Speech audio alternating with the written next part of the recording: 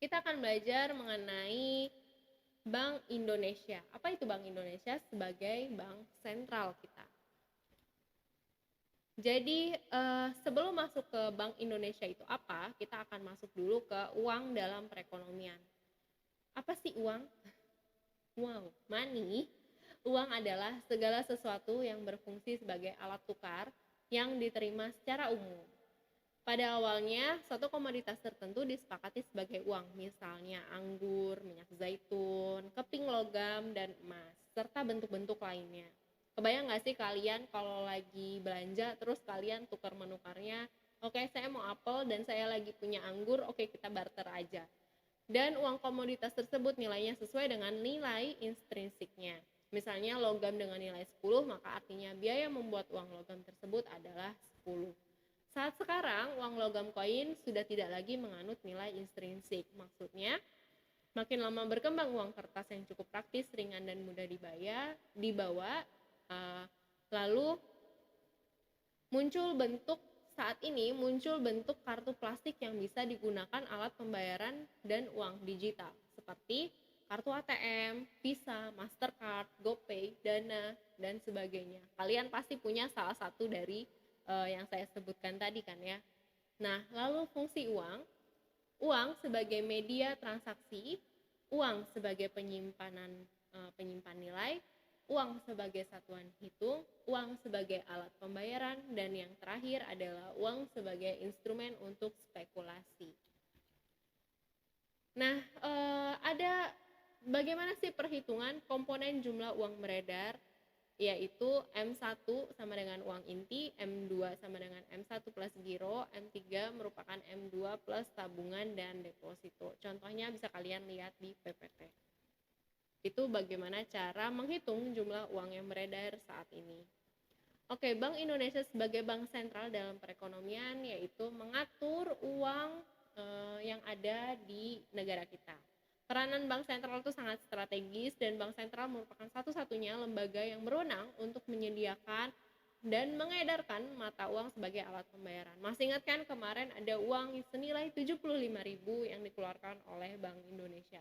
Selain itu terdapat fungsi lainnya bank sentral dalam perekonomian, yaitu pertama fungsi kebijakan moneter, kedua melakukan pengaturan dan pelaksanaan sistem pembayaran, yang ketiga bank sentral adalah banknya para bank, dan keempat mengatur dan mengawasi perbankan. Kebijakan moneter itu apa sih? Merupakan kebijakan otoritas moneter dalam bentuk pengendalian besaran moneter untuk mencapai perkembangan kegiatan perekonomian yang diinginkan. Instrumen kebijakan moneter meliputi pertama operasi pasar terbuka, lalu ada fasilitas diskonto, ada cadangan wajib, dan juga himbauan moral. Oke, untuk sesi ketiga sekian dan kita lanjut masuk ke sesi keempat. Jadi jelas ya, Bank Indonesia sebagai bank sentral punya peranan yang penting bagi perekonomian kita. Lalu juga di topik keempat kalian akan belajar mengenai apa itu manajemen bank umum, lalu syariah dan BPR. Apa bedanya dengan Bank Indonesia sebagai sentral tadi gitu. Manajemen bank umum pengertiannya adalah bank yang melaksanakan kegiatan usaha secara konvensional dan atau berdasarkan prinsip syariah yang dalam kegiatannya memberikan jasa dalam lalu lintas pembayaran. Itu adalah bank umum berdasarkan Undang-Undang Nomor 10 Tahun 1998. Manajemen bank umum dalam undang-undangnya memiliki kegiatan usaha seperti menghimpun dana dari masyarakat dalam bentuk simpanan berupa giro, deposito berjangka, sertifikat deposito, tabungan, dan atau bentuk lainnya yang dipersamakan dengan itu. Yang kedua, memberikan kredit, menerbitkan surat pengakuan hutang, dan juga membeli, menjual, atau menjamin atas risiko sendiri maupun untuk kepentingan dan atas perintah nasabahnya. Selain itu, berdasarkan Undang-Undang Nomor 7 Tahun 1992 yang diubah dalam Undang-Undang Nomor 10 Tahun 1998 tersebut, bank umum dilarang untuk melakukan penyertaan modal selain yang disebutkan pada poin-poin tersebut dan melakukan usaha perasuransian serta melakukan usaha lain di luar kegiatan usaha seperti yang diuraikan barusan. Penghimpunan dana bank umum Sumber-sumber penghimpunan dananya seperti giro, tabungan, deposito berjangka, sertifikat deposito, surat berharga yang diterbitkan, ada pinjaman dan juga modal sendiri. Dan ada beberapa penggunaan dananya untuk cadangan, reserve, ada kredit yang disalurkan atau loan, dan juga investasi atau investment. Jadi penggunaan dana untuk investasi berupa penanaman dana dalam bentuk surat berharga atau financial asset yang bertujuan untuk mengoptimalkan pendapatan. Penanaman dana ini bisa menggunakan instrumen saham dan obligasi dengan berbagai jenisnya serta bentuk-bentuk penyertaan lainnya. Oke, kita lanjut ke manajemen bank syariah. Bank syariah itu pada prinsipnya merupakan sistem perbankan yang dalam usahanya didasarkan pada prinsip-prinsip hukum atau syariah Islam dengan mengacu pada Al-Quran dan hadis. Dan bank syariah itu di Indonesia perkembangannya sangat cepat ya. Sampai sekarang bahkan ada selain bank syariah, ada perpajakan syariah, ada pegadaian syariah, dan karena minatnya itu cukup banyak gitu ya. Secara legal, operasional bank syariah di Indonesia mulai diatur sejak adanya Undang-Undang Nomor 10 Tahun 1998 tentang perbankan. Bank syariah sendiri diatur secara khusus dengan Undang-Undang Nomor 21 Tahun 2008 tentang perbankan syariah. Kalian bisa lebih lanjut baca di PPT-nya mengenai perbankan syariah dan produk-produk bank syariah di Indonesia itu ada 3 kelompok, yaitu produk penghimpunan dana berupa giro yang mempunyai prinsip al-wadiah, lalu ada tabungan yang mempunyai prinsip al-wadiah dan al-mudharabah, lalu ada deposito berjangka dengan prinsip al-mudharabah. Ada produk lainnya yaitu produk penyaluran dana dengan prinsip jual beli tijarah, prinsip sewa ifaroh, prinsip bagi hasil syirkah, dan prinsip pinjam berdasarkan akad al-qard, pinjaman kebaikan. Produk jasa merupakan produk terakhir dari bank syariah dengan prinsip al-wakalah, adalah nasabah memberikan kuasa pada bank untuk mewakili dirinya untuk melakukan jasa tertentu, misalnya pembukaan letter of credit, inkaso, dan transfer dana. Lalu ada al-hawalah, yaitu jasa al-hawalah adalah jasa pengalihan utang piutang. Al-kafalah merupakan prinsip dari adanya bank garansi, dan al-ran, yaitu pada prinsipnya adalah jasa gadai, yaitu utang dengan jaminan harta atau aset. Manajemen BPR itu merupakan sejarahnya dari tahun 1945.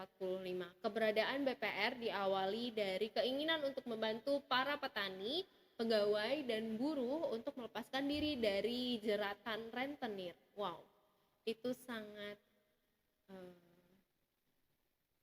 bagus banget ya tujuannya. Yang memberikan kredit dengan bunga tinggi.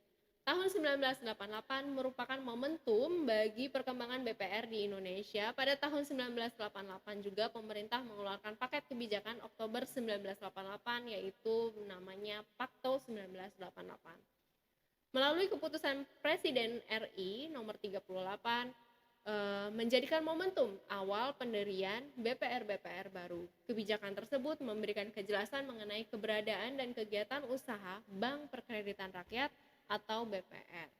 Di tahun 1992 keberadaan BPR tersebut menjadi semakin jelas dengan diberlakukannya Undang-Undang Nomor 7 Tahun 1992 tentang perbankan. Jadi BPR itu bedanya dengan bank syariah sudah jelas ya. Kalau bank syariah itu berdasarkan Al-Quran dan hadis, bank BPR itu peruntukannya juga berbeda karena untuk para petani dan sebagainya.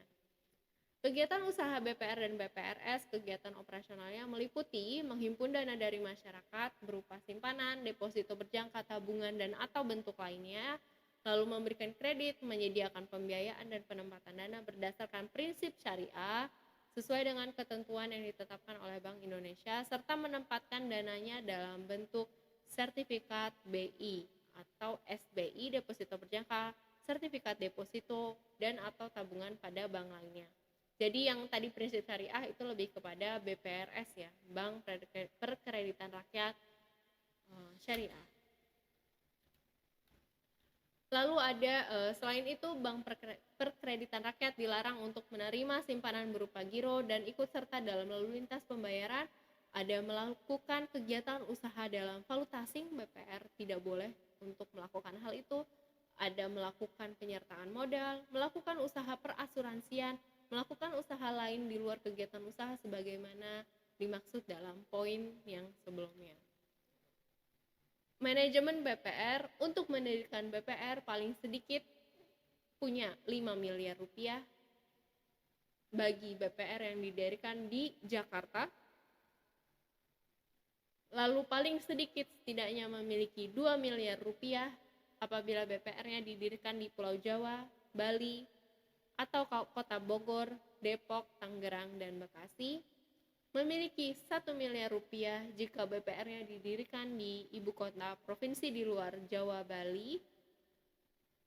Lalu 500 juta rupiah apabila BPR didirikan di wilayah lain yang tidak tersebutkan di poin-poin sebelumnya.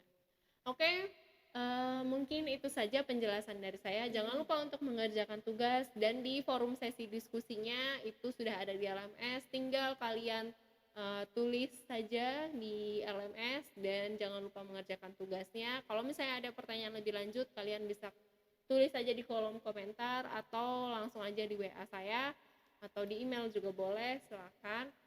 Selamat belajar dan jaga kesehatan selalu. Sampai jumpa di sesi berikutnya. Terima kasih.